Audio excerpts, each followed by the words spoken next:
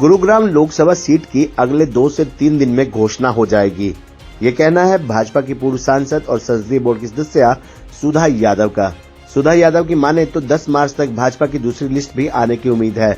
ऐसे में संभावना जताई जा रही है कि हरियाणा के सभी सीटों पर उम्मीदवारों की घोषणा कर दी जाएगी। आपको बता दें कि गुरुग्राम लोकसभा सीट से सुधा यादव का नाम भी चर्चाओं में है। ऐसे में गुरुग्राम लोकसभा सीट से चुनाव लड़ने के सवाल पर सुधा यादव ने हंसते हुए कहा कि कहीं न कहीं अब ये चीजें बहुत आगे बढ़ चुकी हैं और अगले 2-3 दिन में जनता को पता चल जाएगा कि कौन चुनाव लड़ रहा है। वहीं 11 मार्च को प्रधानमंत्री नरेंद्र मोदी गुरुग्राम का दौरा करेंगे। ऐसे में सुधा यादव की माने तो हालांकि ये सरकारी कार्यक्रम है, लेकिन प्रधानमंत्री जब आएंगे तो भारतीय जनता पार्टी का एक कार्यकर्ता उत्साह के साथ उनका स्वागत करेगा। सम्मेलन का नाम कैसे देखता है, क्या इसका मुख्य उद्देश्य है? देखिए, आज 8 तारीख को जो अंतर्राष्ट्रीय महिला दिवस है, उसके पहले एक कार्यक्रम रखा गया है क्योंकि उस दिन महाशिवरात्रि का पर्व है और महिला वंदन कार्यक्रम है।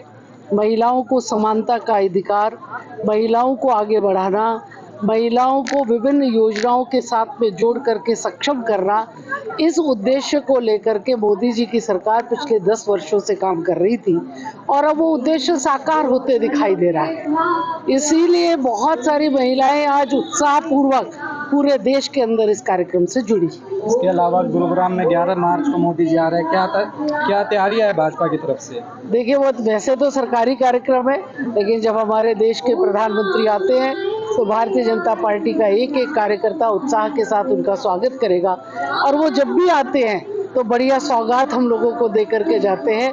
वो विकास पुरुष है, इसलिए लोग इसमें बहुत प्रसन्न हैं। 2024 के चुनाव आ गए, क्या कुछ आपकी तरफ से तैयारी है? क्योंकि गुरुग्राम लोकसभा सीट से कहीं ना कहीं आपका नाम भी चर्चाओं में है। मुझे लगता है कि अब ये चीजें बहुत आगे बढ़ चुकी हैं। 2-3 दिन में आपको पता चल जाएगा कि कौन चुनाव में। बीजेपी की दूसरी जो लिस्ट है, कब तक आने की उम्मीद है?